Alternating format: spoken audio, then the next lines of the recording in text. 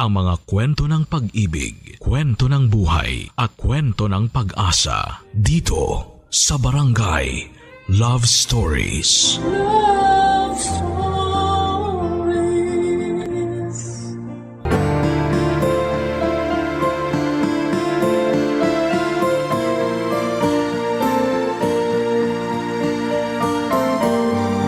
Marami ang mahilig makialam sa ating buhay. Malas lang at madalas sila pa yung malalapit nating kamag-anak. Ikaw, kabarangay, naranasan mo na bang pakialaman ng buhay ng iyong mga kamag-anak? Dear Papa Dudut, ako nga pala si Erica, 30 years old at lahat naman siguro tayong mga Pinoy ay merong tita na mahadera at pakialamera. Yung kahit na anong gawin mo sa buhay mo ay lagi na siyang may masasabing hindi maganda. Danas ko yan sa tita Lydia ko at lagpas 50 anyos na siya. At siya ang nanay ko na siya po ang ate ng nanay ko na 50 anyos naman. Silang dalawa lang ang magkapatid sa kanilang pamilya kaya sila lang din ang nagtutulungan. Wala naman pong masama na tulungan mo ang kapatid mo. Kaya lang dahil sa minsang pagtulong ni nanay kay Tita Lydia, ay ako naman itong naperwisyo. Mula kasi sa probinsya ay tumira muna sa amin si Tia Lydia. Nagkaroon daw sila ng problema ng kanyang asawa at anak. Pakiramdam niya ay pinagkaisahan siya. Kaya syempre, kay nanay siya lumapit para magpasaklolo ulit, Papa Dudut.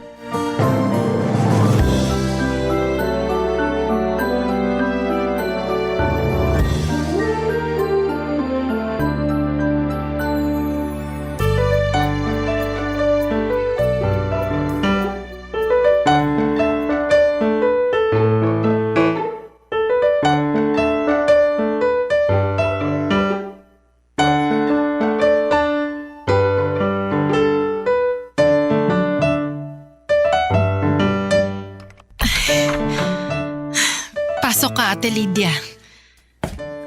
Parang nanibago ako sa bahay mo ah. Lumiit ba? Hindi naman. Dumami lang siguro yung gamit namin. Yung pamangkin mo kasi, panay ang bili ng mga gamit na nakikita niya sa social media. Ay nako, sana inipon na lang niya ang pera niya para ipambili ng bahay. Para naman may maipundar siya. Hindi puro gamit na madali lang namang masira. Ay, hindi ko kasi pinapakialaman ng pera ni Erica. Sensitibo yun kapag pinupuna mo ang paggastos niya. Dapat ngayon pa lang maturuan na siya. Paano ba siya matututo kung hindi mo pupunahin, di ba? Asan ba siya? Andyan lang yun sa sala. Nagpapahinga. Nagpapahinga? Hindi ba't Lunes ngayon? Wala ba siyang trabaho? Nagtatrabaho kasi sa events tong si Erica. Sa ngayon, bakante siya kaya andito lang siya sa bahay. Yan na nga ba ang sinasabi ko. Paano siya makakapundar ng bahay at lupa kung wala naman pala siyang permanenteng pinagkakakitaan? Tapos kamo bili pa siya ng bili ng mga gamit. Malakas naman kasi ang racket ni Erica sa event. Nay! Dinig ko po kayo sa sala. Mano po, tita? Kaawaan ka ng Diyos. Nadinig mo kamo ang usapan namin ng nanay mo. Opo, ang lakas ng boses niyo eh. Mabuti naman at sinasadya ko talagang iparinig yun sa'yo. Ano tong nababalitaan ko na wala ka raw trabaho ngayon? Tita, wala kasi akong nakabook na event ngayon kaya free day ko. At saka malakas namang rumakit tong si Erica ko, Ate Lydia. Halos hindi ko na nga siya madatnan dito sa bahay eh. Naku, lalo na pag bare months. Nako, huwag kaya masyadong kampante. Baka magaya ka ron sa batugan kong asawa na umaasa lang sa paminsan-minsang racket sa talyer. Asan kami dinala ng mga racket niyang kulpol? Ikaw naman, ate. Tanggalin mo nga muna yung galit sa asawa mo. Akala ko ba hindi natin siya babanggitin? Naiinis kasi ako rito kay Erica. Sinasayang ang potensyal niya. Wala naman pong nasasayang na potensyal ko, tita. Maganda naman ang kita ko sa events eh. Kung totoong maganda, bakit hanggang ngayon wala ka pa rin yung sariling bahay at lupa? Bakit ka nakikitira pa rin dito sa nanay mo? Ate Lydia, ako nagpapatira sa kanya rito. Hindi ko na siya pinaalis mula nung namatay ang tatay niya. Paano kailangan ko ng kasama rito? Kaya maswerte akong pumayag itong si Erica na samahan ako rito. Ang sabihin mo, si Erica ang maswerte dahil nakakalibre siya ng upa. Baka pati pagkain libre din. Lahat po ng gastusin dito sa bahay, ako ang sumasalo. Kaya nga ang laking tulong na kasama ko si Erica kasi may tumutulong sa akin. Alam mo naman ate ang kalagayan ko nung namatay ang asawa ko, hindi pa. Isa ka pa. Masyado ka kasing umasa sa asawa mo, kaya yan. Hindi ka makatayo sa sarili mong mga paa. Kaya pati kay Erica umaasa ka. Wala naman pong problema kung asahan ako ni nanay na tulungan ko siya. Nanay ko siya eh. Masama ba? Oh? Tignan mo kung paano pa siya sumagot sa akin. Tama ba yan? Hindi naman po ako sumasagot ng mali. Gusto ko lang ipagtanggol si nanay. Alam nyo, hindi na tayo nagkakaintindihang tatlo. Mabuti pa, Erica, tulungan mo na lang akong bitbitin to mga dala ng Tita Lydia mo para makakain na rin tayo pagkatapos. Gusto ko pa noong ituloy ang usapan dahil G akong magalit ng mga oras na yon, Papa Dudut. Kaya lang ay pinisil na ako ni nanay sa braso. Kaya tumigil na rin po ako. Alam naming pareho na hindi titigil si Tita Lydia hanggat sinusundan mo pa ng bala. Tumulong pa rin naman ako para bitbitin ang gamit niya. Hindi nga lang ako sumabay kumain dahil nawala na ako ng gana, Papa Dudut. Ramdam ko nang magiging stressful ang buhay ko habang nasa bahay namin si Tita Lydia. Boses pa lang niya na iirita na po ako. Alam niyo yung boses ng isang judgmental. Isipin niyo na lamang ang tunog nun. At habang tumatagal ay mas lumalala ang ugali ni Tita Lydia. Hindi na lamang talaga boses ang nakakairita sa kanya kundi lahat na lamang ng mga sinasabi niya, Papa Dudut.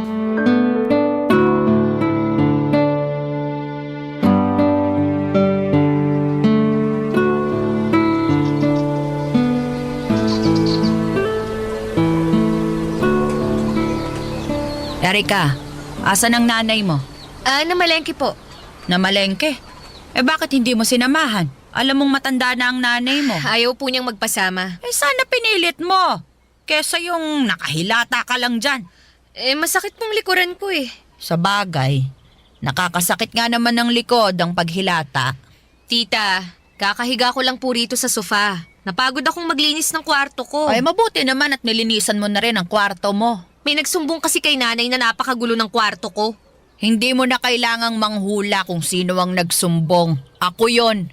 Abay, nagmamagandang loob lang ako sa'yo. Nasilip ko kasi minsan na parang ang gulo ng kwarto mo. Naging magulo lang naman po yun dahil nagre-rearrange ako ng mga gamit ko. Parang hindi naman ganun ang nasilip ko. Nagulat nga ako Kadalaga mong tao ang gulo ng kwarto mo. Paano kang liligawan yan kung hindi ka masinop? Pagiging masinop lang po bang basihan para maligawan? Sa lagay mo, parang oo. Sobra naman kayong manghusga. Halos inaraw-araw nyo na. Baka nga mali ang hula ko. Bakit? Meron ka bang manliligaw? Wala po. Hindi ako nang husga. Tama ang hula ko. Kaya mula ngayon, Erica, magsinop ka na palagi ng kwarto, ha? Bakit ho kayo? Nasilip ko minsan ng kwarto nyo. Hoy, sinilip mo ang kwarto ko? Nadaanan ko lang naman po. Ganyan ka ba pinalaki ng magulang mo? Ang makialam sa ibang tao? Talagang... Irespeto mo naman ako bilang tiyahin mo. Bakit mo sinisilip ang kwarto ko? kayo rin naman ho. Hoy, magkaiba tayo. Sinilip ko ang kwarto mo dahil concerned ako sa mga kalat mo. Ikaw, sinilip mo ang kwarto ko dahil gusto mong makiosyoso. Hello, tita. Di wala ka masabi ngayon. Ay nako, lagot ka sa nanay mo kapag nalaman niya tong ginawa mo. Parehas lang naman tayo ng ginawa. Pero magkaiba tayo ng dahilan. Mas tama ang dahilan ko kumpara sa'yo. Grabe naman kayo. Alam mo, Erica, napapansin ko lang, ha?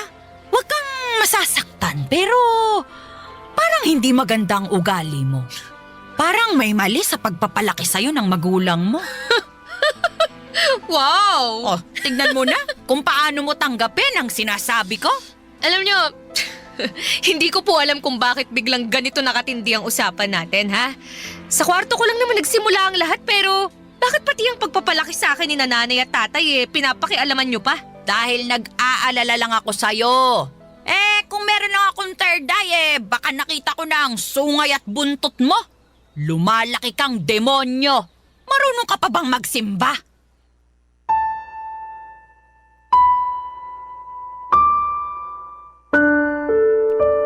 Halos hindi ako makahinga sa galit ng mga oras na yon, Papa Dudut. Kung saan na napunta ang usapan, sadyang hinilo ako ni Tita Lydia nang mapansin niyang kaya ko siyang labanan sa mga mali niya. Ang galing niyang mag-manipulate ng usapan, kaya pala kahit si nanay ay wala na ring maisagot sa kanya sa tuwing tumatalak na siya. Kasi kaya niyang ilagay sa sarili niyang pabor ang lahat ng usapan. Kung hindi lang talaga masamang sumampal ng matanda ay baka ginawa ko na yon, Papa Dudut. Magkabilang sampal, gusto kong papulahin ang mga pisngi niya. Pero alam kong sa imahinasyon ko lamang pwedeng gawin ang mga bagay na yon. Dahil kahit gaano ako kagalit sa kanya ay tinuruan ako ng nanay at tatay ko na magpakumbaba. Matutong magpasensya at magpatawad. Mabuti ang mga tinuro sa akin ng magulang ko kontra sa iniisip ni Tita Lydia.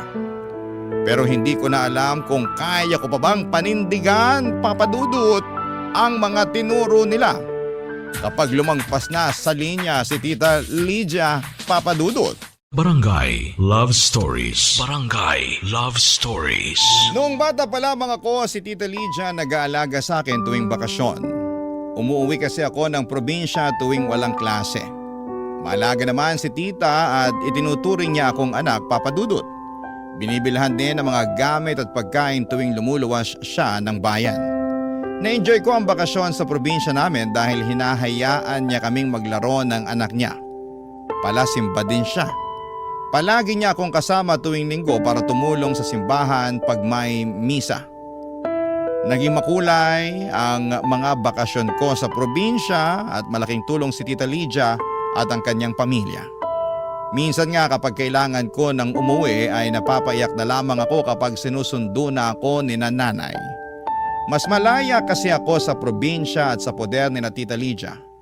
Pero noong naging dalaga na ako ay saka ako nakaramdam na parang akong nakakulong. Nakakulong sa mga panghuhusga ni Tita Lydia, Papa Dudut.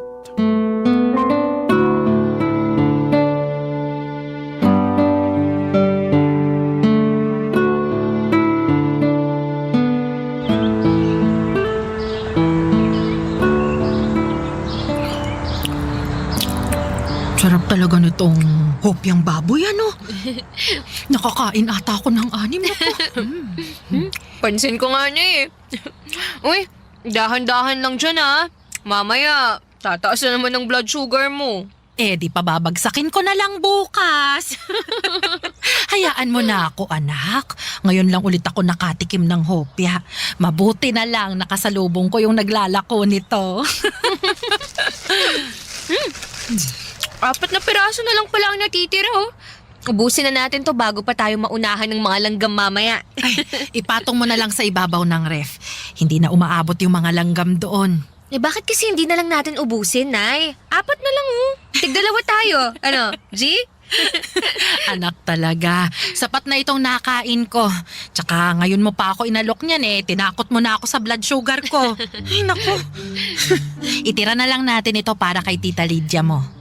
Ay, okay. Anak, alam kong naiinis ka sa Tita Lydia Alam mo. niyo naman po pala pero bakit wala naman kayong ginagawa? Hinahayaan niyo akong ipahiya niya sa harapan niyo. Minsan pa pati sa harapan ng mga kapitbahay natin, pinagsasabihan niya ako ng hindi magaganda. Hayaan na lang natin. Mas malawak ang pangunawa mo. Ganun kita pinalaki, hindi ba? Hindi naman natin pwedeng gayahin kung ano man ang ginagawa niya sa atin. At saka anak, intindihin mo na, may pinagdaraanan rin kasi siya. Lahat naman ng tao may pinagdadaanan na Pero hindi lahat gumagaspang ang ugali tulad ni tita. Ay basta, wag na nating patulan, ha? Sundin mo na lang ako, anak, ha? Wag ka nang pumatol, maliwanag? May balita ako! Oh, ate! Hopya, meron pang 4. Salamat. Ano ba ito? Ay, alam nyo ba?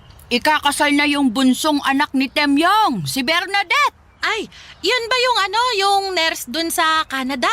Oo. At jackpot dahil Canadian ang napangasawa. Ang gwapo! Napakaganda ng maiaambag nun sa lahi ni na Temyong. Hindi na puro saratang ilong.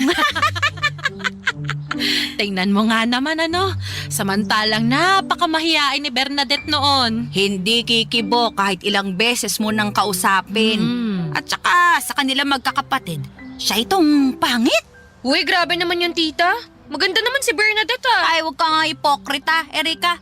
Alam natin na hindi pinagpala ng kagandahan yung si Bernadette. Oo nga pero madiskarte naman siya. Na sana magaya nitong anak mong si Erika. Kulang sa diskarte sa trabaho, pati sa love life, bokya. Ay nako, ako na naman pala ang topic. Hindi ba 30 ka na? Tinalo ka pa ni Bernadette 25 anyos lang yon. Pero tignan mo't nahanap na ang mapapangasawa niya. Ikaw naman kasi Erika, ang kupad mo nang gumalaw, hindi ka pa nag-aayos. Nag-aayos naman po ako Talaga? Bakit parang lagi kang haggard?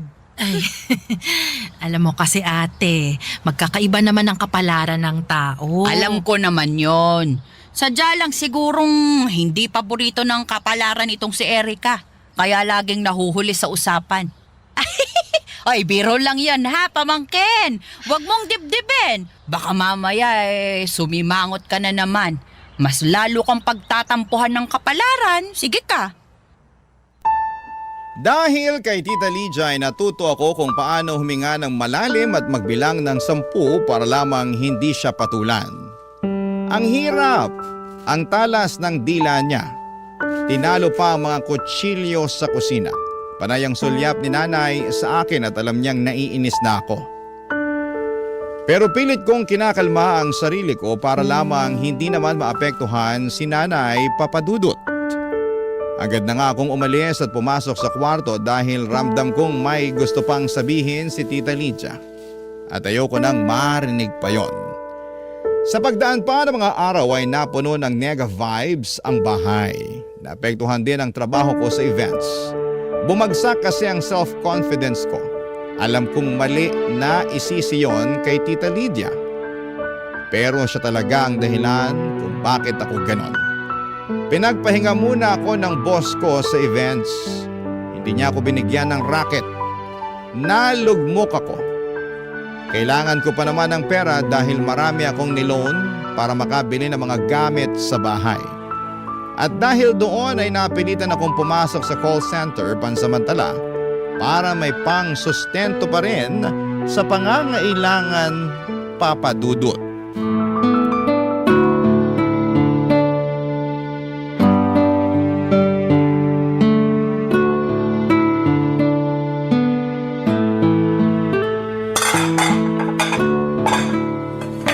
Ate Lydia, paabot naman ang kubyertos. Sandali! Heto. Asan pala ang anak mo? Ilang pananghalian na natin siyang hindi nakakasabay Si Erika, natutulog pa siguro. Paabot naman ako nung mangkok dyan. Tanghaling tapat, tulog. Mga kabataan talaga ngayon. Hindi gumaya sa atin noon na bago pa tumilaok ang manok gising na tayo. Kaso ngayon, wala nang titilaok na manok kasi ginawa ko ng tinola. Ito ate, anong parte ng manok ang gusto mo? Ipaglalagay na kita sa mangkok mo. Kahit ano, basta wag lang pakpak. Heto na. Dahan-dahan, mainit ang sabaw. Gisingin ko na kaya si Erika, no? Para may maghuhugas ng pinagkainan mamaya. Ate, wag mo nang abalahin yung bata. Puyat yun. Ako na lang ang maghuhugas ng pinagkainan natin. Bakit puyat? Kaka-cellphone. Paano? Kasi simula lang kasi niyang magtrabaho sa call center. Alam mo namang panggabing trabaho yun, di ba? Kaya siguro mamayang hapon pang gising nun. Akala ko ba events siya? Bakit biglang bumaba ang trabaho niya? Hindi naman mababang call center, Ate Lydia. Ikaw naman talaga. Kasi naman yung anak mo. Kung ano-ano na lang ang ginagawa sa buhay. Hindi ba siya nalulungkot na walang pinatutunguhan ng buhay niya? Wala na ngang asawa, wala pang maayos na trabaho. Nay, Oh, Erika, bakit ang aga mong nagising anak? dinig ko po kasi sa kwarto yung boses si Tita Lydia. Sinadya ko talagang lakasan ng boses ko para magising ka na. Effective naman pala eh. Halika na, sumabay ka ng kumain para makapag-usap tayong dalawa pagkatapos. Ano bang pag-uusapan? Tungkol sa mga desisyon mo sa buhay. Balita ko nagko-call center ka na raw ngayon. Bakit naman sa dinami-rami ng trabaho na pwede mong pasukin, yan pa ang napili mo? Ito lang kasi ang kaya ko eh. At saka ito lang ang meron ngayon. Pansamantala lang naman to eh. Pansamantala? Ganyan din ang sinasabi ng ibang kakilala ko na may mga anak sa call center. Sinasabi nila pansamantala lang daw. Pero lumipas ng mga taon, hindi pa rin sila nakakaalis doon. Nagpahinga lang ho ako sa events. Sigurado nga alis din ako sa call center. Tignan natin. Bakit ba ganyan nyo na lang ako i-down? Anak, maupo ka na lang para makakain na tayo. Eto, nagluto ako ng paborito mong tinola. Hindi pang dadown ang ginagawa ko. Minumulat kita para alam mo kung saan ka nagkukulang sa buhay mo. Hindi nyo trabaho na pakialaman ng buhay ko. Ano ngayon kung may kulang sa akin? Dahil ba ron pwede nyo na akong bastusin? Sa ating dalawa, ikaw itong nang babastos sa akin. Ako nakakatanda rito pero hindi mo nire-respeto ang mga salita ko? Nay, naririnig nyo ba ang sinasabi ng kapatid nyo? Tama naman din si Ate Lydia, anak. Maiintindihan mo rin bahalang araw kung bakit niya to sinasabi sa'yo. Sige na anak, halika na. Kumain na tayo.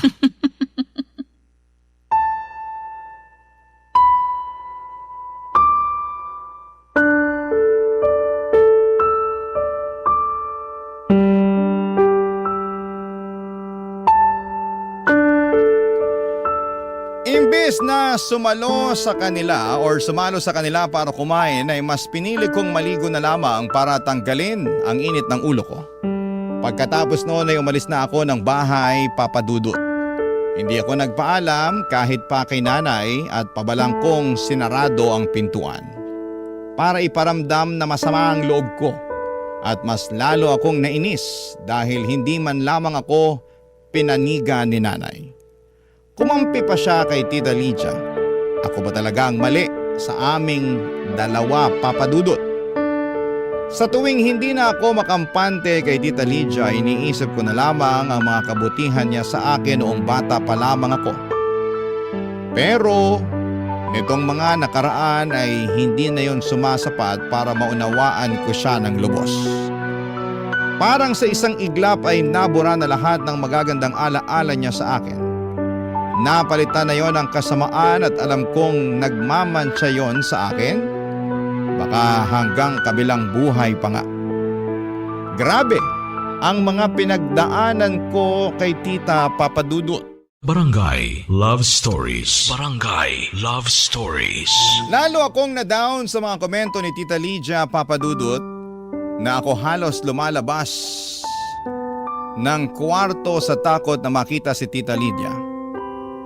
Alam kong meron siyang makikita ulit na mali sa akin at hindi ko na kayang pakinggan pa yon. At napapansin na rin ni nanay na ayaw ko nang lumabas ng kwarto. Kaya siya na rin ang nag-aabot ng pagkain ko. Ayos lang sa kanya kahit na hindi na ako sumabay kumain kasama sila. Kung alam lang ni Tita Lydia na ang struggles ko sa mental health ko ay sobra na. Akala ba niya ay hindi ko naiisip ang mga naiisip niyang mali sa akin? Hindi ko kailangan ng isang taong magpapaalala ng mga mali sa akin, Papa Dudut. Gusto ko nang makakaunawa na tao. Pero mula noong nakasama ko ulit si Tita Lydia, walang oras na hindi na ipapaalala sa akin kung ano ang mali ko. At hindi nakakatulong na walang masabi si nanay tungkol dito, Papa Dudut.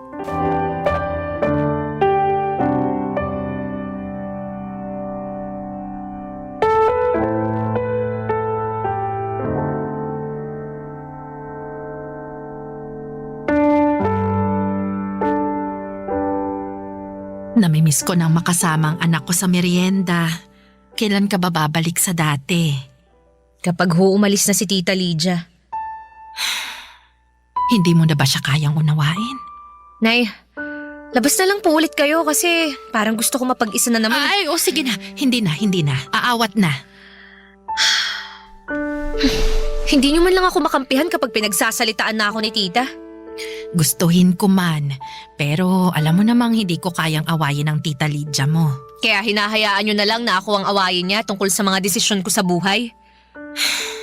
Nakwento ko na ba sa'yo kung paano siya itrato ng nanay namin noon? Hindi pa ho. Ganito kasi yan. Alam mo naman na ako yung paboritong anak ng lolo't lola mo, hindi ba? Opo, kasi kayo yung matalino, maganda, masunurin at mapagkumbaba. At dahil doon, napapansin nila lagi ang mali sa tita Lydia mo. Lagi siyang naikukumpara sa akin. Naaawa na nga ako nun sa kanya kasi masasakit na ang salita ng lola mo. Maski nga ibang tao dinadown din siya kapag nalalaman nila ang achievements ko. Kaya ba ginagawa niya rin sa akin kung ano man ang ginawa sa kanya noon ng ibang tao? Pero bakit sa akin? Hindi lang naman sa'yo, anak. Kahit sa mag-ama niya mismo. Nako, lalo na sa pinsan mo. Bakit sa tingin mo andito siya ngayon? Bakit hindi pa niya ma-realize na mali ang ginagawa niya? Kailangan bang ubusin niya ang bait at pasensya ng lahat ng tao sa paligid niya? Hindi ko rin pala naikwento sa'yo. Pero alam mo namang maaga akong nag-asawa, di ba? Nabuntis ako bago makapagtapos ng kolehiyo. Laking galit ng lola mo sa akin noon. Pagkatapos nun, bumaba ang tingin sa akin ng lolo't lola mo.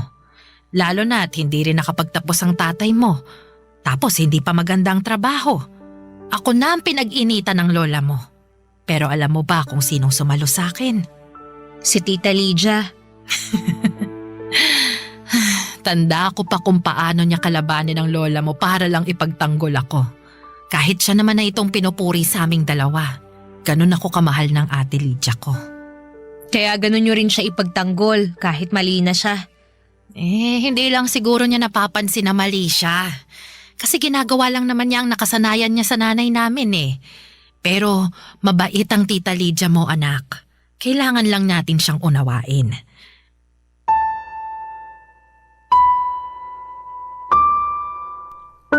Hanggang sa huli ay hindi pa rin magawang makuha ni nanay ang punto ko. Masyado siyang bulag sa pasasalamat sa minsang pagsagip sa kanya ni Tita Lydia noong kabataan nila. Ano pa bang inaasahan ko, hindi ba? Kaya naman nanahimik na lamang ako. Ibinagdasal ko na lamang na bigyan ako ng mahabang pasensya at gabi-gabi ay nag-aalay pa ako ng puting kandila para lamang mapabilis ang kahilingan ko. Hiniling ko sa lahat ng santo na sana'y umuwi na sa probinsya si Tita Lydia. Hiniling ko na sana'y hindi na siya bumalik pa. Pero mukhang hindi nakita ang puting kandila ko mula sa kalawakan. Baka marami pang humihiling sa Diyos. Kaya ang Tita Lydia kasama pa rin namin sa bahay. Mag-adjust ng mag-adjust. Yun na lamang ang ginawa naming mag-ina sa ugaling pangkanal ni Tita Lydia, Papa Dudut.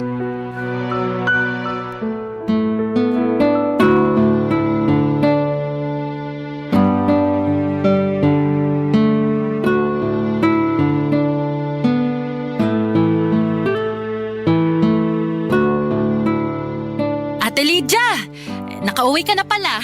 Ay, napaaga nga Inaway ako ron sa kapilya. Nagsabi lang naman ako ng totoo sa mga itsura nila. Sila patong galit. Hindi lang nila magawang harapin ang katotohanan. Gusto mo bang sumabay kumain kay Erica? Ipaghahanda kita ng plato. Ay, hindi na. Parang naumay ako bigla habang pinapanood itong anak mo kung paano kumain. Erika, dahan-dahan lang sa pagkain ha. Ang pisngi mo mas manas pa kaysa sa mga buntes. Hindi pa naman bagay sa'yo ang mataba. Opo. Nay, kakainin ko na lang tong natira kong ulam mamayang gabi. Pakilagay na lang sa ref. Papasok na po ako sa kwarto. Mabuti pa nga, itulog mo na lang yung gutom mo para hindi mamihasa ang bibig mo sa kakasubo. Opo. Anak, sigurado ka ba? Sayang naman to. Mas masarap to habang mainit pa. Busog na rin po kasi ako, Nay. Bakit nga pala kain ka ng kain, Erika? Pansin ko mula nung dumating ako sige ka ng sige sa paglamon.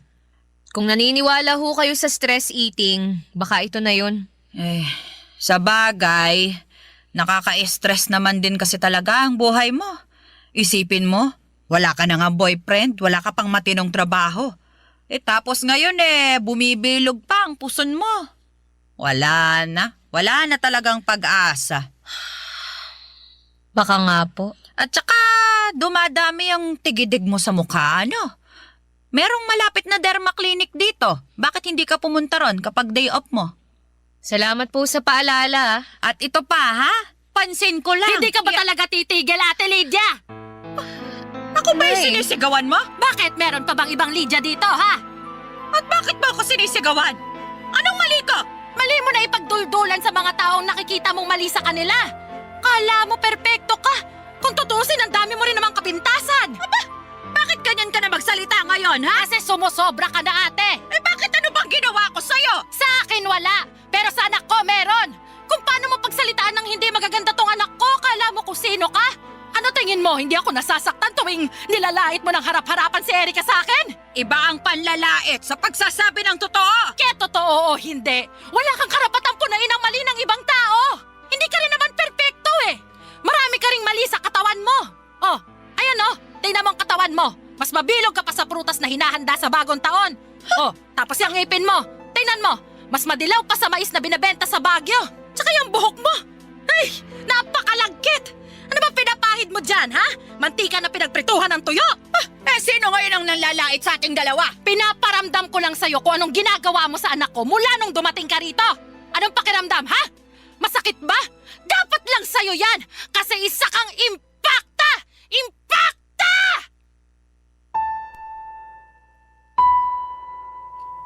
Hindi nakaimik si Tita Lydia maski ako ay nagulat. Sinabihan ako ni nanay na huwag patulan ang mga salita ng kapatid niya pero sa dulo ay hindi na kinaya pa ni nanay. Siya na mismo ang nagsabi ng hindi magaganda kay Tita Lydia. Napapangiti na lamang ako sa gilid at ang sarap din sa pakiramdam na maipagtanggol ng sarili mong nanay. Sa dulo ng kanilang usapan ay pinagsabihan na ni nanay si Tita Lydia ng mahinahon. Nagpasalamat ito ng buong puso sa pagtatanggol sa kanya noong kabataan nila. Humingi rin si nanay ng dispensa dahil sa pagkukumpara sa kanilang magkapatid. Pero ginaya ni nanay ang sinabi ko noon sa kanya. Responsibilidad natin ang pag-aayos sa mga masasamang ugaling na kasanayan natin dahil sa pananakit sa atin ng ibang tao. Pinagsabihan din ni nanay si Ate Lydia o si Tita Lydia na kung hindi ito titigil sa kakasabi ng pangit sa akin ay mapipilitan itong paalisin si Tita Lydia sa bahay namin. Mula noon ay hindi na ito nagsabi ng hindi maganda, Papa Dudut. Tahimik na po ito at hindi na nang pupuna. Maraming salamat po sa pagbasa ng aking liham. Ang inyong forever kapuso at kabarangay, Erika. Ano ang masasabi mo sa ating Barangay Love Stories today? Aabangan namin yan sa aming comment section. Ang mga kwento ng pag-ibig, kwento ng buhay at kwento ng pag-asa dito sa Barangay Love Stories. Love Stories.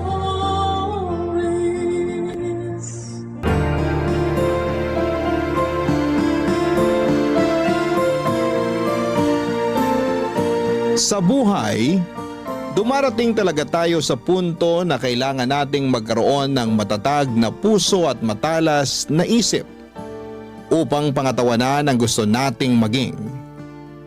Hindi man natin agad-agad makikita ang resulta ng mga pagsasakripisyo natin ay lagi pa rin. May nangyayari at meron pa ring nagbabago. Ikaw, kabarangay, anong handa mong gawin para sa ikabubuti ng iyong sarili? Dear Papa Dudut, naranasan niyo na bang maging aberya o dahilan ng pagkaantala ng isang sitwasyon? Ako kasi oo at masakit pala sa loob na maging dahilan noon. Akala ko noong una ay ayos lamang. Kumbaga sa isip ko, mga kaibigan ko naman sila. Kaya naiintindihan nila ako. Pero sa huli ay hindi rin nangyari yon, Papa Dudut.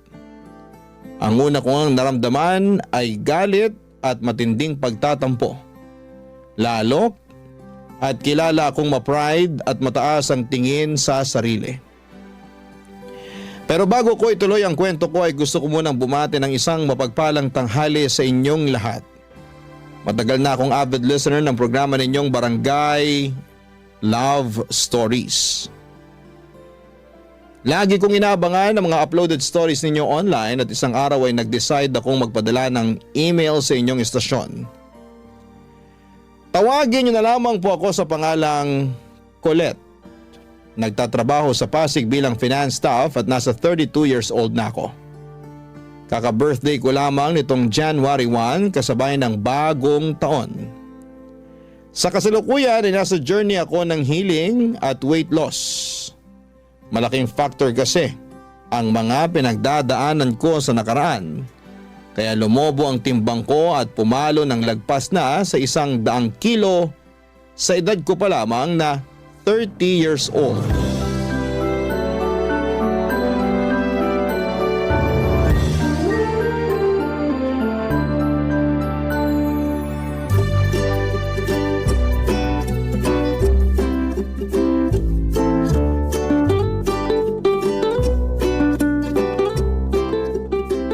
Grabe, ang dami namang masarap dito.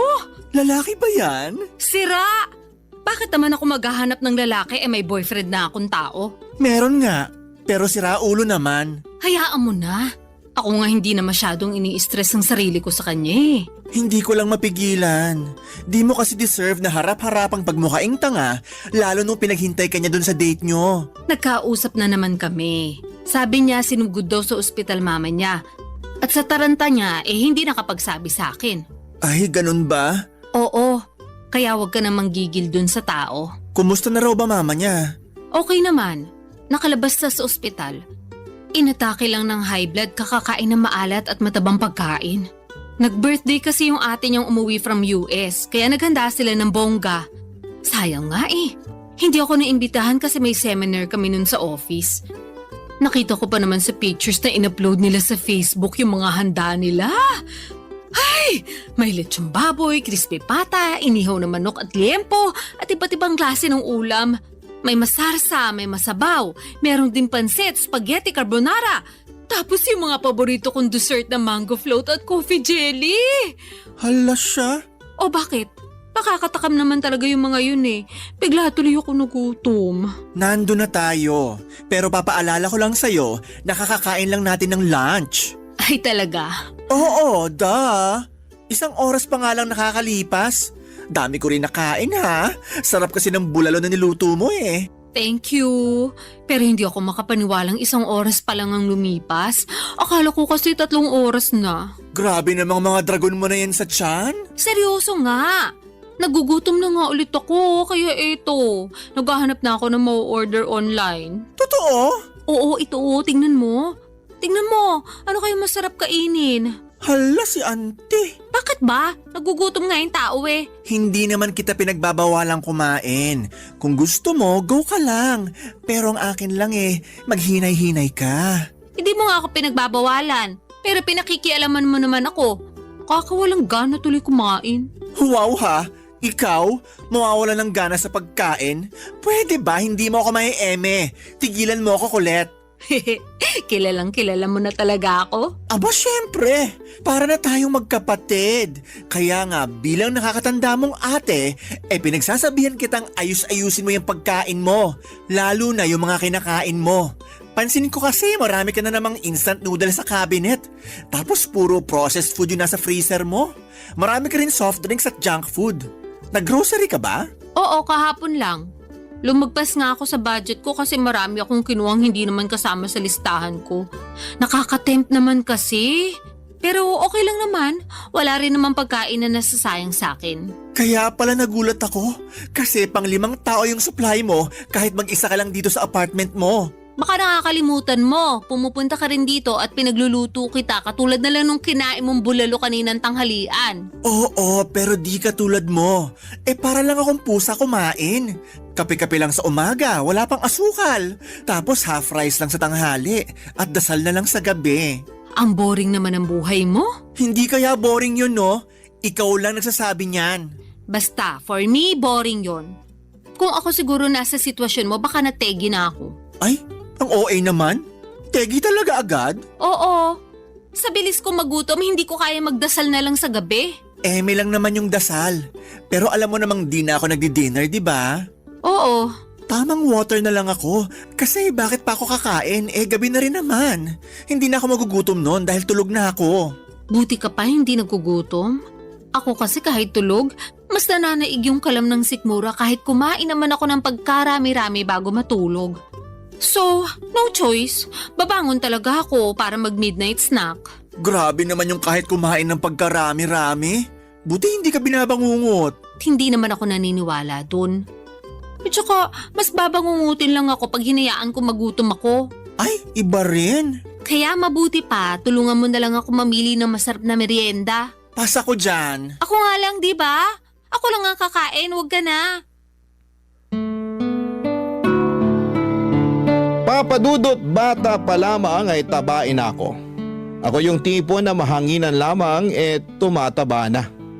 Malakas din kasi akong kumain at aaminin ko ng pagkain ang naging takbuhan ko kapag stress ako sa personal kong buhay at sa trabaho.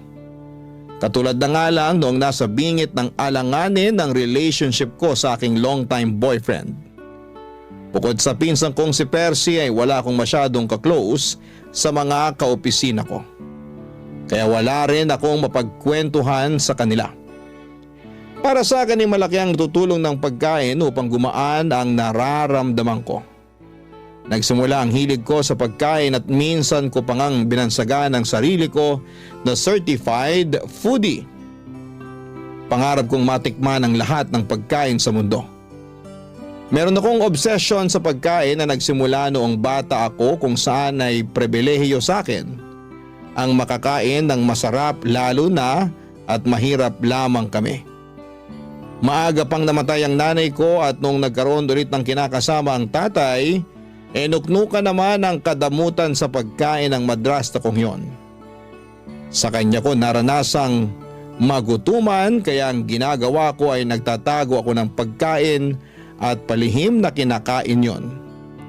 Sa pagpapatuloy ng hindi maayos na relasyon ko sa aking boyfriend, itinuong ko sa pagkain ng lahat ng sama ng loob at hinanakit ko sa mga pagkukulang niya sa akin.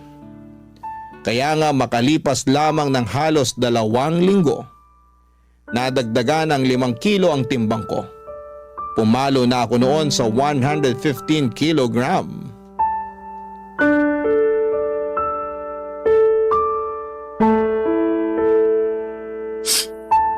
Grabe siya sa akin. Hindi ko akalain na pagsasalitaan niya ako na masasakit. Alam naman niya mataba ako Lalo niya pang pinamukha yun sa akin. Napakasira ulo talaga niyang ex mo. Mabuti naman natauhan ka na't hiniwalayan mo na. Hindi naman ako yung nakipaghiwalay Siya. Ay, wow ha? Oo, kasi tinapat niya na ako. Hindi na raw niya ako mahal. Hindi na raw niya nakikita ang sarili niya na pagkakasalan ako. Kaya yun, nakipag-iwalay na siya sa akin. Ang hindi ko lang maintindihan, bakit kailangan ka pa niyang pagsalitaan ng masakit? Ano ulit yung sinabi niya? Na mataba ka? Oo, baboy daw ako. Tapos nalilitan pa siya sa baboy. Kinumpara pa niya ako sa balyena. Ala, tala. Hindi naman totoo yun Anong hindi totoo? Ikita mo naman tong katabaan ko, di ba? Sabi niya para raw akong balyena na may paa at paggala-gala sa lupa. Ang kapal naman talaga ng mukha ng lalaking yan, no? Kung makapagsalita, akala mo kung sinong perpektong nilalang ng Diyos. Fit lang siya ha, matangkad na rin, sige, pero mukha naman siyang dugong. Grabe ka naman dun sa tao. Anong grabe doon? Totoo naman. Lapad din ang nguso niya, tapos laki rin ang mata. Kung papangitan lang naman, may ibubuga talaga siya. Isama mo pa yung ugali niya, aba, may kalalagyan talaga siya sa impyerno. Doon, katabi ng trono ni Satanas. Pero ayun nga, hindi pa rin ako makapaniwala na ipagpapalit niya ako sa iba dahil lang sa pagiging mataba ako. Bakit nagulat ka pa? Alam mo namang sira ulo na talaga yung ex mo simula pa lang nung mahuli mo nagloko. Akala ko kasi magbabago pa siya nung humingi ng tawad sa akin eh. May pasabi-sabi pa na ako raw talaga yung mahal niya. At hindi niya kaya mabuhay na wala ako. Natukso lang daw siya, bla bla bla bla. Lokohin niya, lelang niya. Hindi raw mabubuhay na wala ka. Oh, bakit hanggang ngayon buhay pa siya? Hayaan mo na. Kung ikaw kaya mong hayaan, pues ako hindi. Ayoko yata na sinasaktan pinsan ko, no? Dami mo na pinagdaanan eh. Tapos nung nakilala mo siya, naramdaman ko talaga na naging masaya ka. Kumbaga, for the first time in your life. Nangako rin sa akin yung ulupong na yon na hindi ka niya sasaktan at paiiyakin. Tapos ginawa niya rin sa'yo. Pag nakita ko talaga yung ex-boyfriend mo, makakatikim siya sa akin na mag-asawang sampal. May kabit pa. Thank you. Pero kung ako sa'yo, hindi ko na hayaang madungisan niya yung mga kamay ko. Hindi niya deserve ng atensyon mo. Kaya siguro iniisip niya na okay lang sa kanya yung ginawa niya sa'yo kasi di mo kayang patulan. Hindi naman ganyan pagkakakilala ko sa'yo ha. Palaban ka eh. Oo, pero napagod na lang ako. Naghabol na ako sa kanya nung nakipaghiwalay siya sa akin. Nagmakaawa ako pero pinamukha niya lang sa akin kung gaano ako kapangit at kung walang kwentang tao dahil sa pagiging mataba ko. So, tama na yun. Once is enough, ika nga. Once is enough din, masampal ko lang siya. Kapal na pagmumukha. Alam mo, ibang klase na rin mga tao ngayon, no? Anong ibig mong sabihin? Yun bang sila na nga yung nagloko, sila pa yung may ganang mga insulto ng tao. Hindi na lang lumisan ng mapayapa, papunta sa kabilang buhay. Dami pa sinasabi. Mema naman. Anong mema? Mema sabi, ganon. Kainis eh. Sa bagay, totoo rin naman. Pero, totoo rin naman na mataba ako. Na-stress nga ako lalo kasi nadagdagan pa ng 5 kilo yung timbang ko. Yun lang, pero di naman totoo na wala ka ng kwenta dahil lang sa timbang mo. Sa bagay. Kaya nga mema lang yung ex mo. Ay, sipahin ko talaga yan eh. Ay nako, hindi ko talaga mapigilan magalit. Nakakairita. Tama na. Sige ka, baka sa sobrang galit mo dyan atakihin ka na lang bigla sa puso. Grabe ka naman sa atakihin sa puso. Kasi kita ko na yung mga ugat mo sa mata oh. Ako'y natatakot para sa'yo. OA ka rin talaga eh. Mabuti pa, o-order na lang ako ng makakain natin. Ha? Gutom ka na naman? Oo, nakakapagod palang umiyak tapos sa maling tao pa. Kaya ayun, ginutom ako. Dahil dyan, kakain ako.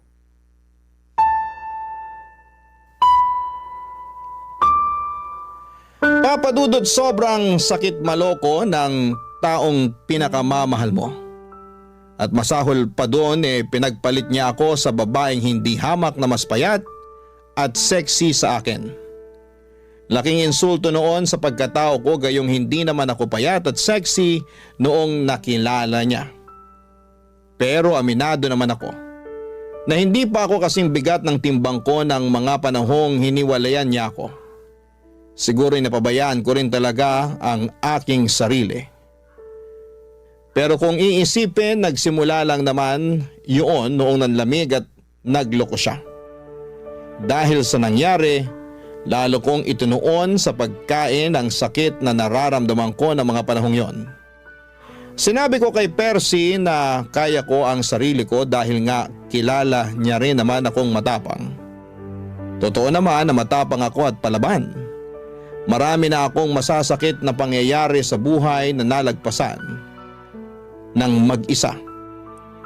At malaki ang utang na loob ko sa pagkain dahil napapagaan nito ang buhay ko kahit na napapabigat naman ito ang aking timbang. Barangay Love Stories. Barangay Love Stories.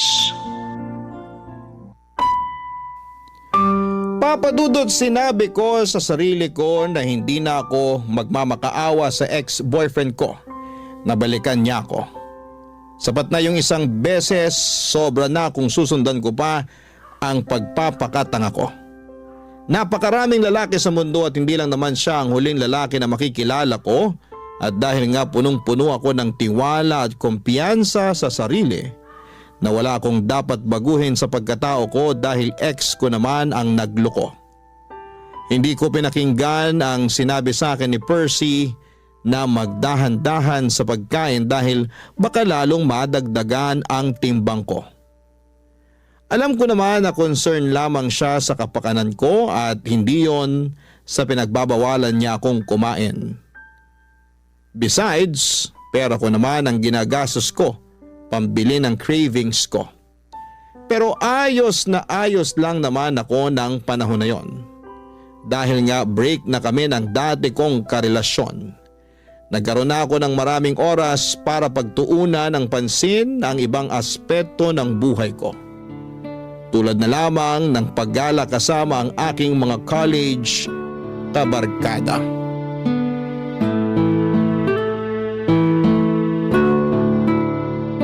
Oh, eto, pasalubong ko sa'yo. Wow, keychain! Thank you! Matadagdagan na naman ang koleksyon ko. Ref magnet nga sana kaya lang wala naman dun sa hinintuan namin. Tapos hindi na ako nakapamili ng design kasi hindi na ako bumaba sa sasakyan. Nagpabili na lang ako sa isa naming kaibigan. Hayaan mo, sa susunod, ref magnet na ang ibibigay ko sa'yo. Okay na yon. Thank you ulit. Welcome! So, ano pa? Anong ano pa? Pasalubong ko? May dala ko dung pagkain, kainin mo. Ayoko, busog pa ako. Tsaka di naman yun yung tinatanong ko eh. Ano nga uli yun? Nakalimutan ko na kasi. Di ba nagpapakwento ko sa'yo bago mo inabot sa akin tong pasalubong mong keychain? Ay oo, kaya lang, nasa na nga ba tayo sa pinag-uusapan natin? Ay nako, nasa 30 ka pa lang pero ulyanin ka na. Sabihin mo na lang kaya, kaysa inaano mo pa ako. Inaano ka dyan? Wala akong ginagawa sa'yo, no? Ay, bahala ka na nga dyan. Eme lang, ikaw naman, di ka na mabiro? Kilala mo ko, hindi talaga ako mabibiro. Kaya sabihin mo na lang sa akin kung ano yung tinanong mo bago ko ibigay sa iyo yung keychain. Oo na, kamahalan. Pero ayun nga, tinatanong ko kung ano pang ginawa niyo ng mga barkada niyo dun sa resort. Sabi mo lang kasi maganda. Tapos nag-swimming kayo. Yun lang? Eh di ba beach resort yun? Tas alam ko maraming bar dun. Di kayo lumabas? Ha, oo.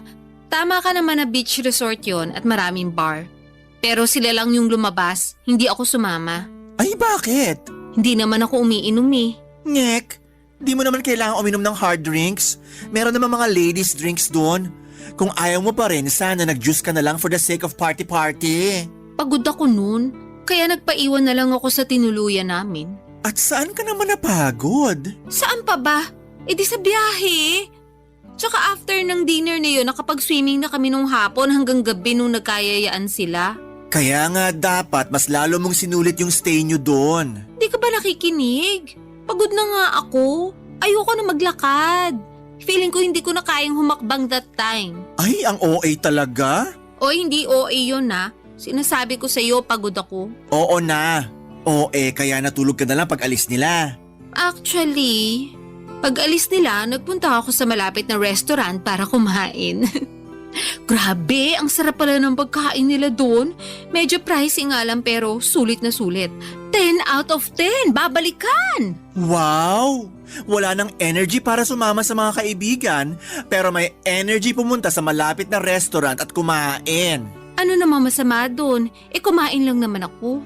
Naubos ko rin kaya yung order ko. Wala akong sinayang na pagkain, no? Hindi ka naman talaga marunong magsayang ng pagkain. Ay oo naman. Marami kayang nagugutom ngayon at yung magutuman ang pinaka-iyokong pakiramdam sa mundo. Alam ko naman yon, kaya sige, move on na tayo. Hindi ako makakapag-move on sa sarap ng mga in-order kong pagkain. Parang ang naiwan pa sa dila ko until now. Nalalasahan ko pa. Baka naman di ka lang nag-toothbrush ha? Napakabaliw mo talaga. Eme lang. Oh, ano pa? Anong ano pa? Kinabukasan, ano pang ginawa nyo? Wala naman. Swimming lang ulit pero sa beach na kami nun. Wow, nakakamiss din mag-beach. Sakto lang. Kasi nilamig na ako agad kaya umahon na ako. Tapos, nag-sunbathing ako since tirik naman yung araw. Then, may dumaan na naglalako ng ice cream na avocado flavor. Ayun, napabili tuloy ako. Wow, ibang klase. Nilamig, tapos nag-ice cream. Oo, alam mo naman paborito ko yung avocado, di ba? So, hindi ko matanggihan. Naka-4 na apa nga ako. Uy, buti hindi sumamatchan mo. Hindi naman. Bakit? Grabe naman yung 4. Tiba-tiba si Manong sa'yo for sure. Hayaan mo na. Basta ako nag-enjoy sa ice cream ko. Parang wala ka namang ibang ginawa doon kundi kumain. Actually, tama ka. Kumain lang ako ng kumain. Ang susarap kasi ng mga pagkain doon. Tsaka naisip ko, hindi naman kami lagi nandun Kaya dapat sulitin ko na. Papa Dudut, masaya talaga ako na makasama sa out of town at beach trip namin ng mga college friends ko. Matagal na rin kasi nila akong niyayaya kaya lang ay nasa circle namin yung guy na palaging pinagseselosa ng ex-boyfriend ko noon. Nakwento ko kasi sa kanya na naging crush ako noong kaibigan kong yon pero hindi ko naman ito tipo. Binasted ko pa nga noong nagtapat saktong graduation namin. At matagal na yon, bago pa kami nagkakilala ng ex ko. Pero patuloy pa rin niyang pinagseselosan yon hanggang sa pinag-awayan na namin ang pagsama ko sa mga gala ng barkada ko. Hindi nagtagal ay nagka-jowa rin naman ang kaibigan namin yon at nauna pa ngang kinasal sa amin. Pero patuloy pa rin siyang pinagseselosan ng boyfriend ko kaya ako na mismo ang umiwas sa mga yaya ng barkada ko. Nagtampo pa nga sila sa akin pero pinaliwanag ko naman ang panig ko, Papa Dudut. Sa huli, nauunawaan naman nila at narespeto ang kahilingan ko. At dahil nga wala naman akong kaklose sa mga kaopisina ko ay hindi rin ako nakakagala o nakakalabas. Masasabi ko na malaking bagay sa healing journey ko ang mga travel namin. Pangarap ko rin kasing makarating sa iba't ibang panig ng Pilipinas. Lalo na't kumikita na ako ng pera at wala pa naman akong sariling pamilya. Kaso aminado ako, na sa tuwing gumagala kami mabilis akong mapagod at hapuin. Kahit nga ilang minutong paglalakad hinihingal na ako. Kaya mas gusto ko na lamang na magstay sa hotel at kumain. Bagay na sa tingin ko ay unti-unting kinainisan sa akin ng mga barkada ko. Kaya nga kinuwento ko yon kay Percy at ang solusyon niya ay simulan ko na raw ang Oplan Balik Alindog program. Bilang unang hakbang ay nag-enroll ako sa gym kung saan ay matagal na siyang miyembro, Papa Dudut.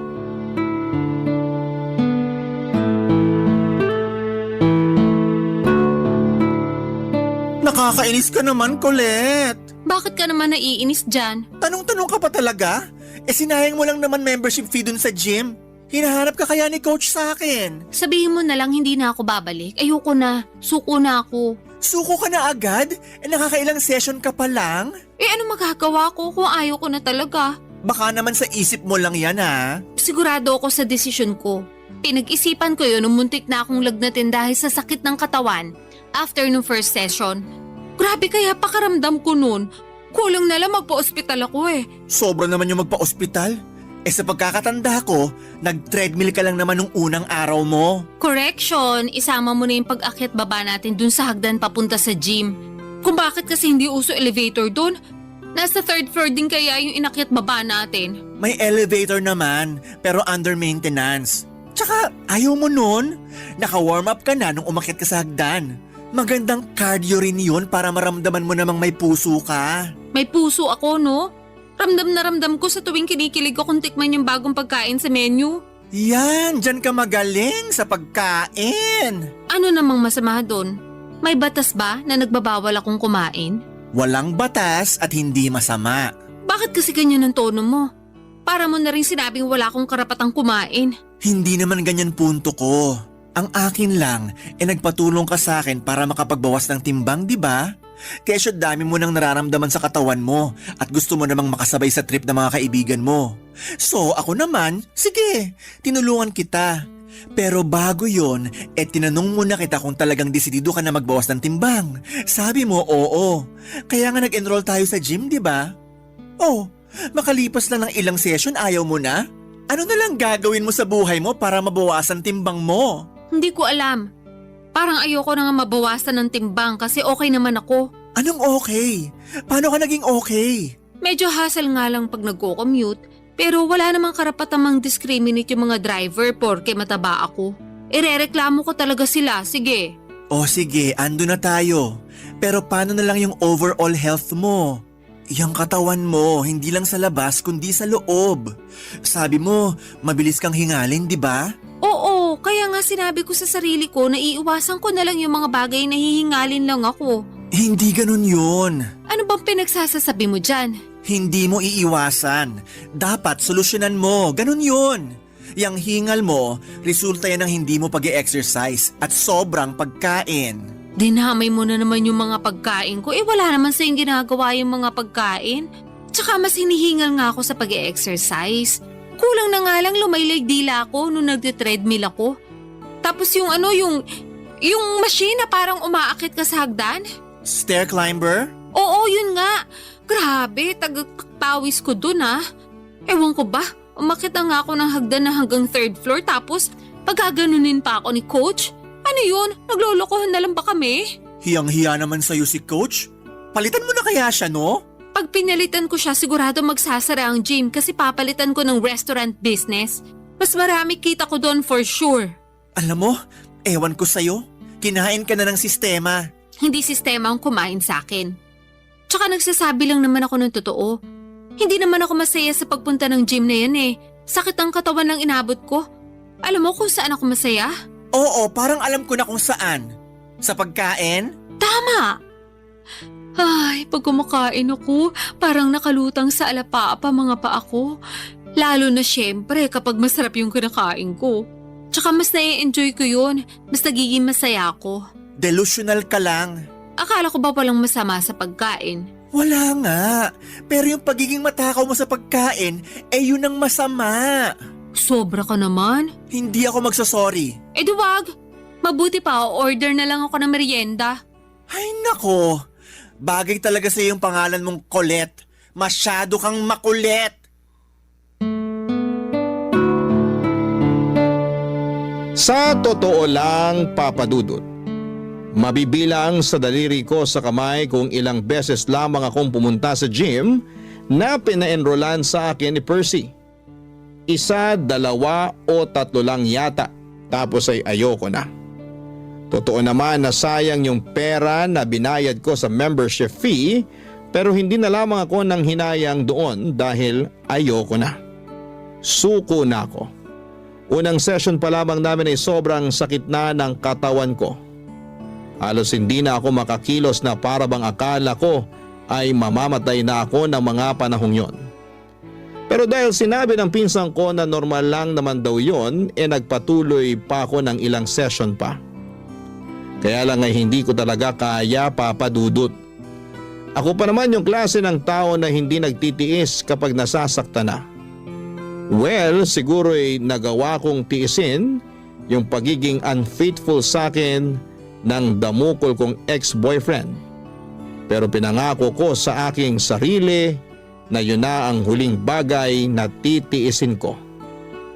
Kaya kahit naiinis sa akin si Percy dahil sa hindi ko pagiging desidido na magpapayat ay wala na akong pakialam pa.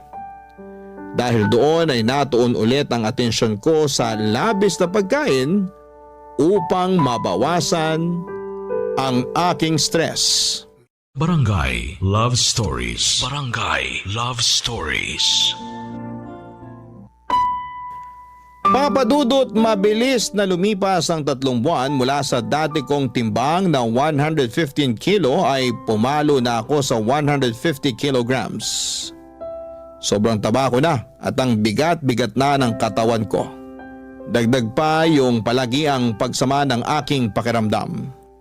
May mga araw na ayoko nang bumangon sa higaan para pumasok sa trabaho dahil nakakapagod mag-asikaso. Bukod doon ay nahihirapan din ako mag-commute dahil sa timbang ko. Kita ko na rin sa salamin na lumolobo talaga ako ng husto.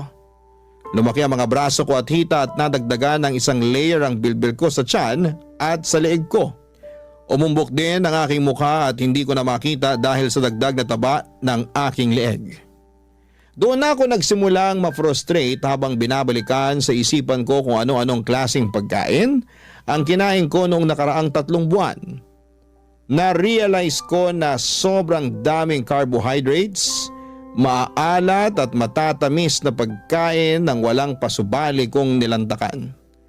Malala kapag magkaka-period na ako dahil nandun yung magkikrave talaga ako sa iba't ibang unhealthy food and drinks. Tapos nung isang beses ay hindi ako dinatna ng menstruation ko. Akala ko'y delay lang pero dahil praning ako ay nagpakonsulta na ako sa isang OB gynecologist. Doon ko napag-alaman na may PCOS ako o Polycystic Ovarian Syndrome. Bilateral din. Ibig sabihin po nun ay 2 ovary ko ang merong cyst na nakakaapekto sa aking hormones. Bukod doon ay lumabas sa laboratory exam ko na may type 2 diabetes din ako. Dahil sa mga sakit ko ay lalo akong na-frustrate at imbes na gawin ng payo sa akin ng mga doktor na magbawas ng timbang ay kabaliktaran noon ang ginawa ko. Mas lalo akong nagpaka-lango sa pagkain, Papa Dudut.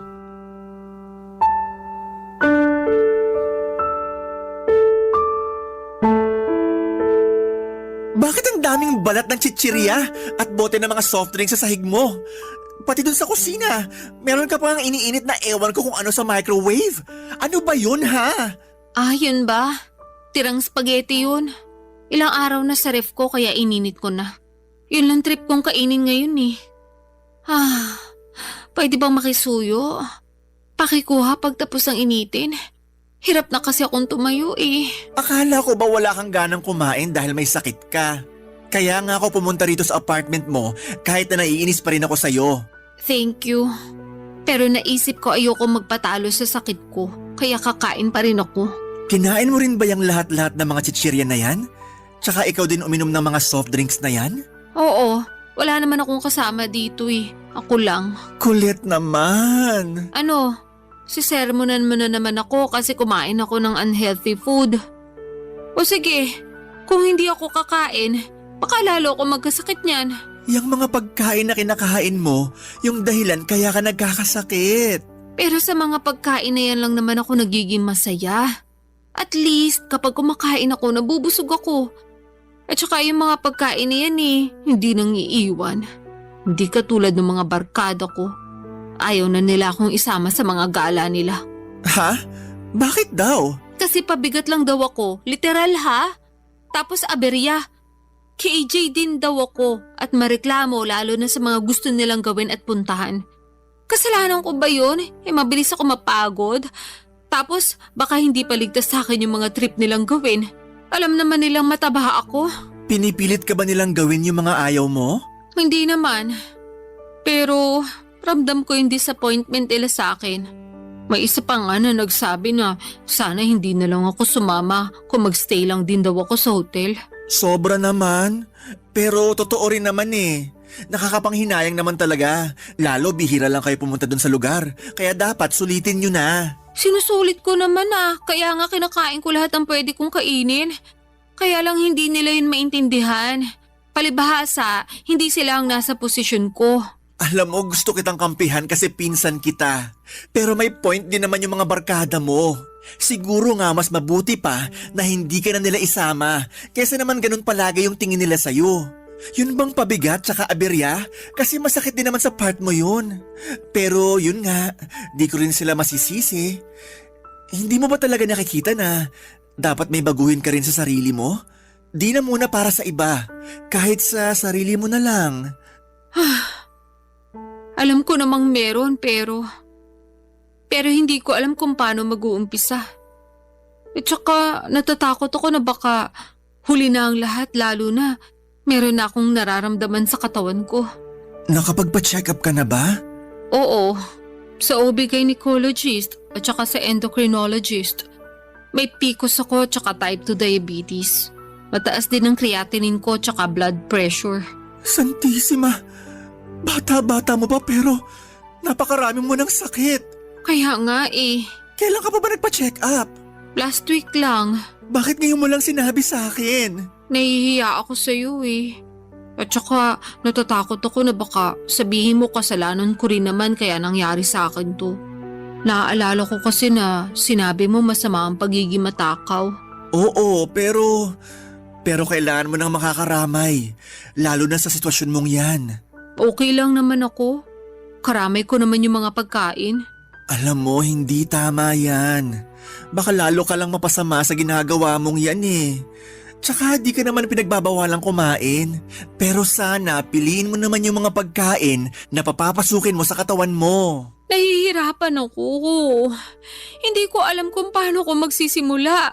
Pakiramdam ko pag hindi ako nakakakain ng mga pagkain kinasanayan ko, mamamatay ako. Alam mo ba yung pakiramdam na yun? Ang hirap! Hirap na ako magkontrol.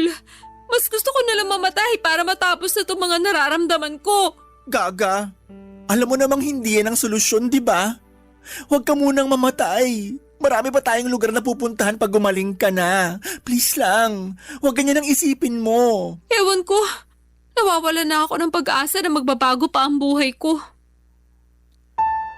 Papa Dudut, mga bata pa lamang ay close na kami ni Percy. Dahil solong anak lamang ako at wala rin namang kapatid sa tatay at madrasta ko. Ang pinsang kong yon ang tumatayong nakatatandang kapatid sa akin. Hindi naman nagkakalayo ang edad namin, 2 taon lang ang tanda niya. Marami na kaming pinagsamahan at malaki talaga ang naitutulong niya sa buhay ko.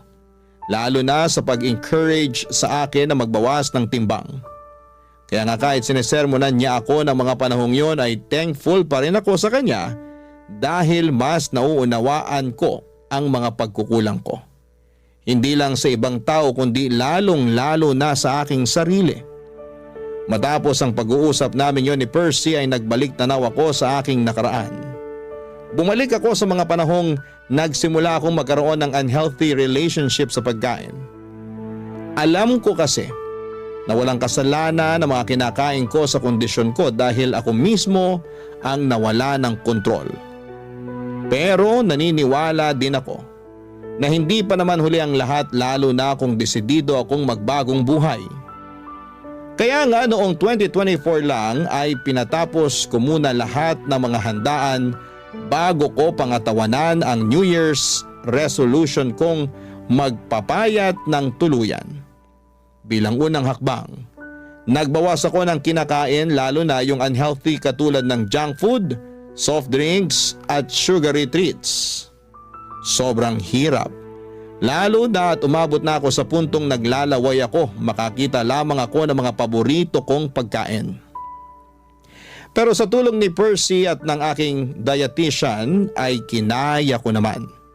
Sunod kong binawasan ay ang mga consumption food ng carbohydrates. Ang mga halimbawa noon ay kanin, tinapay at mga pasta. Pero hindi ko naman kagad inalis sa sistema ko lalo na at meron akong mga sakit. Bukod doon ay nag-invest din ako ng treadmill. Ginagamit ko lang naman yon pag maulan, pero pag hindi naman ay sinasamahan ako ng pinsang kong maglakad-lakad sa gabi. Nagbabadminton at volleyball din kami, pampapawis. Kaya sa loob ng 2 buwan, nabawasan na ang timbang ko ng halos 10 kilo.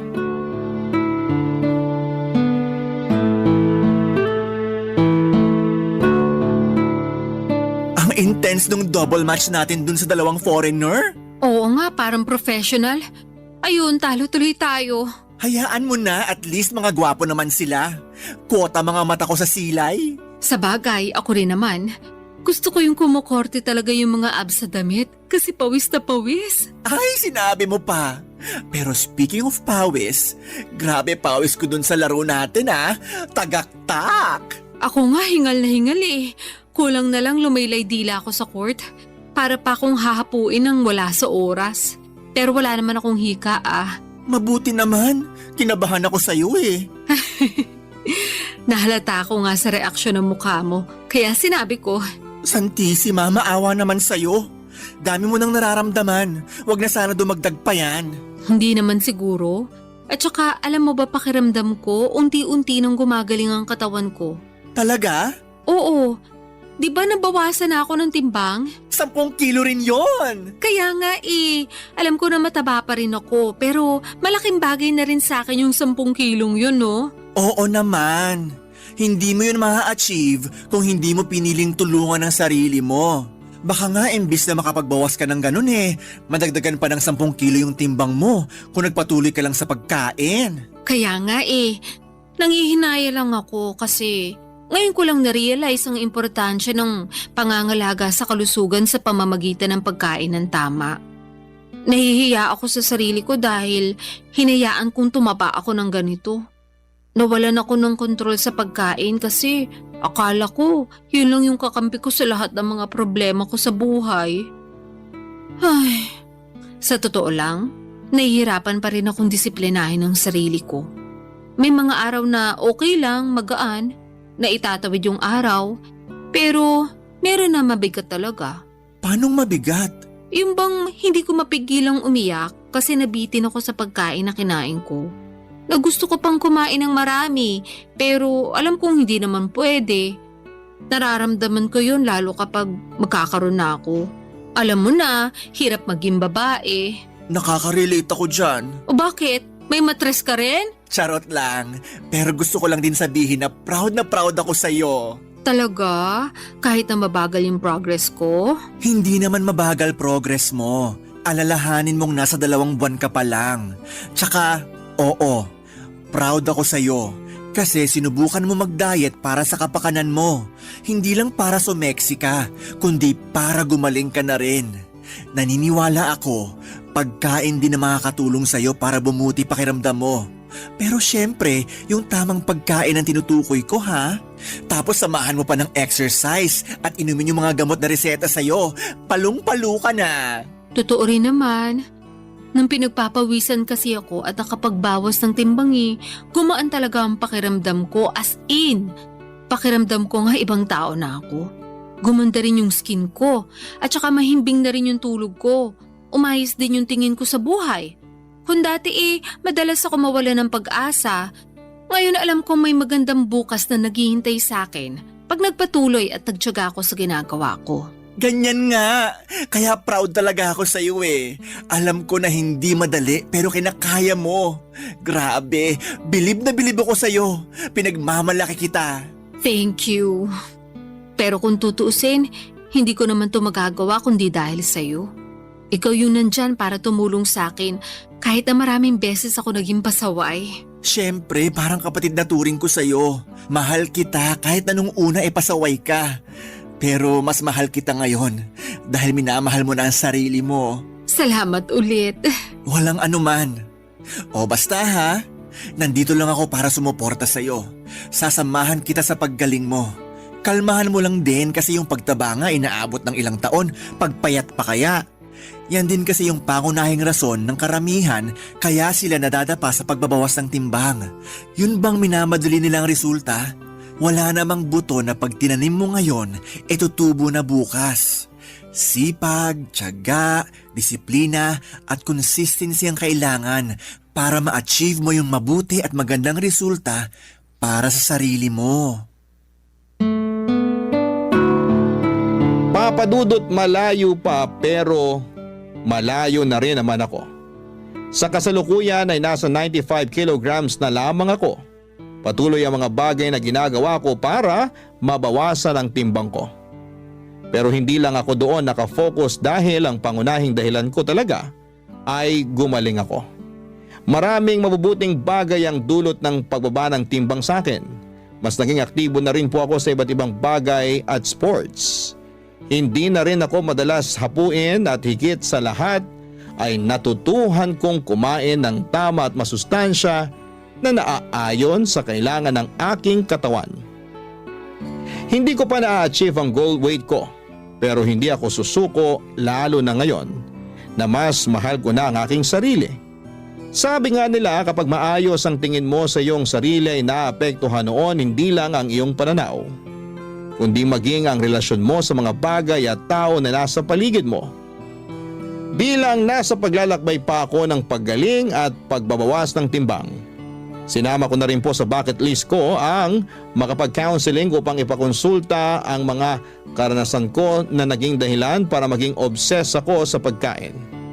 Yun din kasi ang sabi ng dietitian ko. Sadyang ako lang yung hindi pa handa ng mga panahong yon. Maraming salamat po Papa Dudut, sakaling mapili po ninyong i-area ang sulat ko sa programang Barangay Love Stories. Malaking bagay na makapagbigay ako ng inspirasyon sa ating mga kabarangay. Susulat ako ulit para mag-update sa latest kong timbang at kung sakali na makahanap na rin po ako ng panibagong pag-ibig. God bless po sa inyong istasyon and more power pa. Ang inyong forever kapuso at kabarangay, Colette. Barangay Love Stories. Barangay Love Stories. Anong say mo sa Barangay Love Stories na ito? Pagkwentuhan natin sa comment section yan. Nagustuhan ng iyong napakinggan? Ituloy yan via live stream sa www.gmanetwork.com/radio.